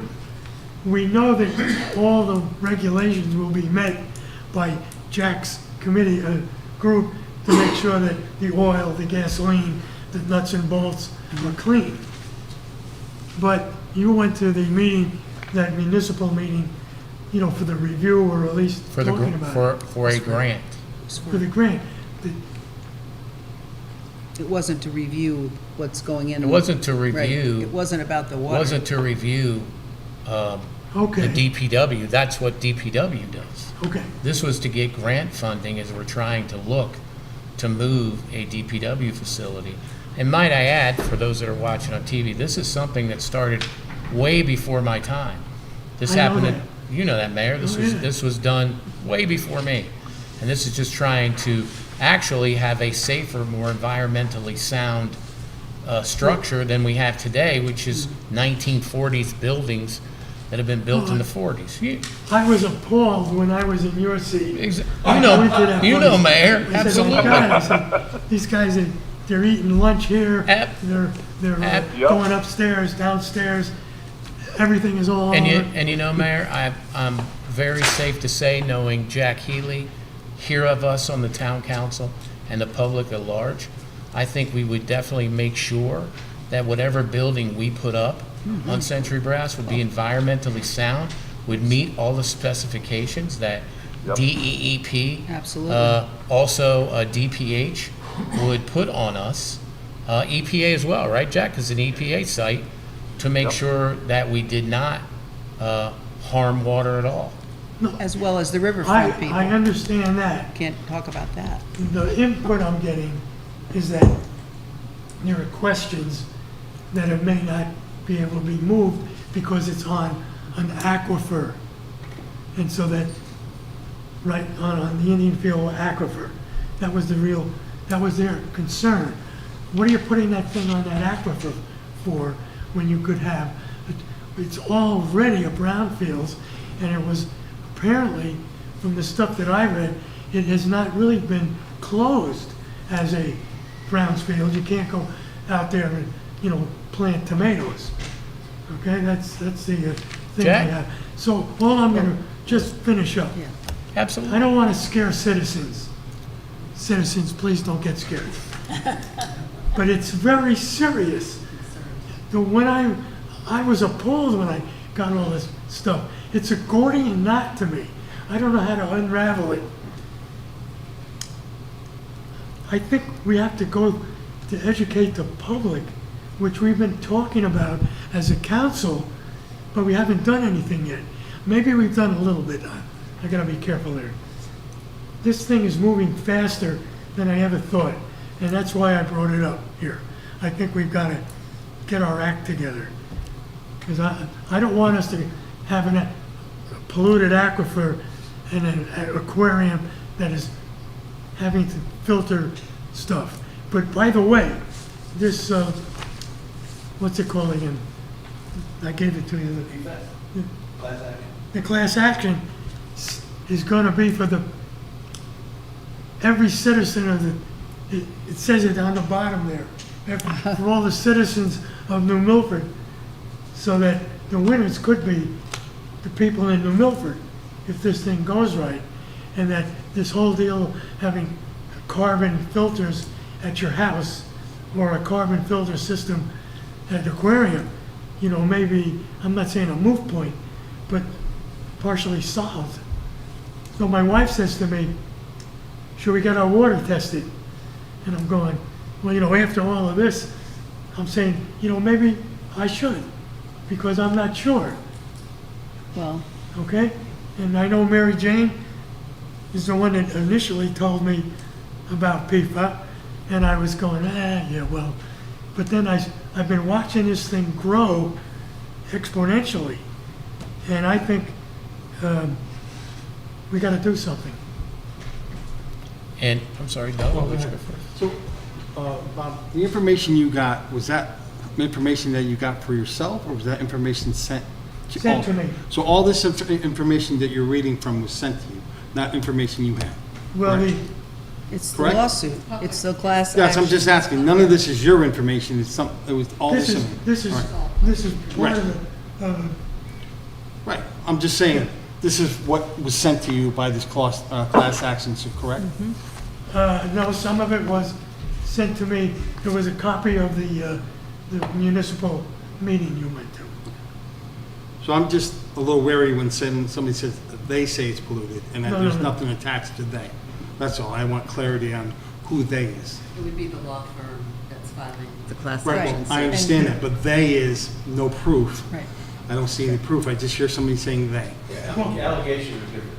Right, exactly. That's right. So, I'll contact the lawyer. yeah, And I'll read the complaint, and I'll see what Thank you. evidence. right. Because I could not find the culprit, if you want. But when that thing came to me, class action, and I read all the names and what they were gonna do, and went 61 pages. I said, you know, somebody has spent a lot of time Right. putting that together. Wasn't me, Was that sent to your town council email or to your personal email? personal. So, okay.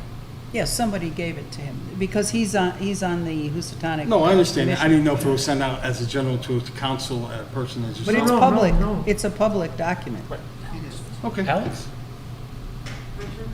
Since we're talking about water, I had hoped that we would have our state representative and senator here tonight, Mr. Mayor. Was there anything that you got back from them? I'm hoping that we can have them at the next meeting. Okay. They got called back to Hartford, didn't they? I don't know if they got called back yet, but they are gonna be called Yeah, back. we Yep, had heard that too. yep. Okay. Maybe our Coming back. congresswoman could come. I think you said a congresswoman could come as well? Yeah, maybe our congresswoman should come. I can see if we They're can the get only- someone from They're the only there. group that has the money to I fix see we can get someone from their office. I do know I've spoke again with Senator Murphy's staff. They sent some links to some proposed stuff that may be happening soon, as we talked about before, with the federal dollars that are coming down to the states and then to the districts. So I'm hoping we can have some information for that. Lastly, Bob, just for clarification of those that are watching tonight, was we don't know, as of right now, none of us here, who did the testing on the pipe that's coming out of this area, correct? I do not have, I went to find that, because that was a question that I had. I want to know who, there were two pieces in there. That was one of them. Who's talking about that? And the other one was the aquifer itself. So I think it's very important that, especially as a council, if there's litigation involved, that we're very careful on how we talk about that. That's very, very good. But it does, it's not against the town, but as you say, it involves it. No, I'm saying, but if we're making a statement that there is pollutants coming into the river, Yes. then maybe so. Maybe not. But until there's proof, I would hedge that you wouldn't want to say that, as that could be, Okay, well, at Well, I least, think he's saying, he's just reporting, he is saying what's been filed in the class action suit. Right, but that So- doesn't make it real. Makes it an allegation. Yes, Right. correct. And But- I could make an allegation about anything to you, and it could be completely. But it doesn't mean we can't discuss it. Oh, I don't. No, I understand, but you can't have that chicken little attitude to say there's pollutants coming out of a pipe without anything to back it up. And you don't put scare tactics into the Well, I residents don't of think town. it is scare but I tactics. do, Sure it but I is. do, No, it's not but I do scary. agree Of with. course it is. You're Mayor, I telling them do- that No. the water's polluted coming out of a pipe from a large corporation. I with think class- this is a and respected class law suit. firm, and they're not going And to I be. think you need to be would you clear be with the putting out- facts if you're going through an allegation. You know? Mayor, I mean, I you wouldn't do, put out lies. I do agree with you when it comes to Century Brass, that no matter what we do there, that we inform the public, and by you stating it yourself, that there are residents that you talk about that haven't understood the message or see what we're doing. We need to be more communicative about it. Matter of fact, Jack will be at the next council meeting, correct? We'll talk more about updates to make sure that people feel comfortable about a move and how that would be, and it wouldn't affect the aquifer. you know, this is. I think that's- Look, Chicken Little is good. You know, the sky is falling. Right. I don't, you know, I don't want to be that guy, but Right. I am, you know, because virtue of this phone calls, emails, stuff that Right. I'm handed, and I said, you know, we got to prove it. Right, and Absolutely. therein And the closest lies, I've gotten was the caveat. class action suit, and I don't want to name the names Yeah. that are. Well, let me take a look at the lawsuit papers, let me take a look at the exhibits, and I'll contact the plaintiff's attorney. And Randy, could you give us an update at the next council meeting? Absolutely, absolutely. And Mayor, we will give an update at the next meeting concerning DPW and Century Brass as well, so that the residents themselves can know more. If people don't have the knowledge, we'd be more than happy to help as best we can. course. Thank you. So I will move to adjourn.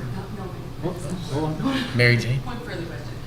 I know I had asked you the last time if you could contact Aquarian about the possibility of them, as they're putting in their new plant over there, if they could put in the carbon filters. Did you have any communication with them at all? I have not. I will try again. I'm also going to ask to see if we can get a representative from Aquarian Okay. to come to update us as they did before on what's been going on, especially with the pump station building that's going on, Dorwood Hill and those areas, kind of give us an update on that as well. Yeah, you know, this is a very serious issue about the PFAS. It's not baloney, no matter what anybody here might think. It is absolutely a serious health issue, not only for our town, it's for the whole United States, it's for the world. I mean, we've gotten ourselves into a mess with this PFAS. And it's going to be there's going to be an issue with the turf fields, because there's PFAS in the artificial turf, and there's a lot of states across. You can't state that without any information. Oh, I haven't. There is information Well, I'd out. like to see it before you state it. You can't say that. All you have to do is Google it, because it's out there. There are states that are banning turf fields or artificial turf fields Different because kind of the infields, PFAS. yes. Different kind of, these are Right. encapsulated infields. So it's in a lot of things. And if there is something that we can do to save, the health of residents of our town, it is all about filtering. It's a fairly Well, I think simple Mary solution. Jane, I think that could be one part of an overall strategy. I know in speaking with our health director, right, we talked about before, the number one, or one of the top ones, of a PFAS being on your property is your septic tank. Well, the other big So- problem is so- the so- sewage system, So what the do town you, sewage so the systems. question is, what do you do? The next thing is, if you go to any type of store, what about all the plastic bottles everybody's yeah, drinking I out know. of? I hear you. I know what it's in. So, I've there been you doing a go. lot of research on it. So you have So- plastic bottles. On all the brand new, wonderful, what are those new, Paul, what are those new cups that you got there, the fancy ones, what are those called? What are they? The big Stanley The ones. Stanley yeah. cups. They're metal inside, I think, aren't they? They're metal, but Yeah. guess what comes out of there? Nice big plastic straw. Right. I- So I think we need to be Absolutely. cognizant that But you know what? that it's a The whole holistic world. approach. You need to be dealing with aware also that the sewage treatment plants apparently are big problems with PFAS, huge problems, and that's going to be a huge lawsuit But what is it? nationwide. So- That's the first time I heard. I will- But that's true. I will make one statement, that PFAS is being talked about all around the world. It's been around since plastic was invented. But the one thing, and it's good to be cautious and look into it, because we certainly never want to put anybody in jeopardy, including ourselves. However, the one thing that hasn't shown up are these really wild statistics of what kind of illness, who's dying, what kind of things are happening. That's not come yet. All of the caveats, every time you read anything about this, and I've been doing that, is it may, it might. We had a couple mice, and I get it, that's how they test it. But I think, again, as you were saying, Bob, there's no reason to do the Chicken Little, the sky is falling. There's cities around the world that are working on how to make sure that their residents have filtered water or whatever it takes. So if that can happen, then, that's right. So then here we are in New Milford, the best town in the USA, and we'll do the same thing. I do want to add to your comment, the asbestos was real. I remember that well. Tobacco was real. Still is. Roundup is one of your could-bes. Terrible. Okay, there, I'm aware of all this DDT, arsenic, all that stuff that was used. But what prevents that, what prevents cigarettes and use of Roundup? I'll just use those two. We, humans, continue to smoke and continue to use it. So I think, at some point you have to look at, well, you know what's wrong and what's bad, but you're still puffing away on the cigarette. Yeah, but water is an essential. Well, no, I'm saying Totally water essential is obviously element key to in life. in our lives. So I think we, like the other cities in the world, will do our best That's what we need to diligence. do. We have to work together and solve this Absolutely. problem for everybody. Right. I agree. Let's get that Million aquarium percent. guy in here and let's get He wants our. me to Go ahead. move to adjourn. Second. Okay. Thank you, Paul. Aye. All those in favor? Aye. Thank you, everybody. Thank you very much. Thank you. care. Thank you. Happy 4th of Thank you, July. Mayor.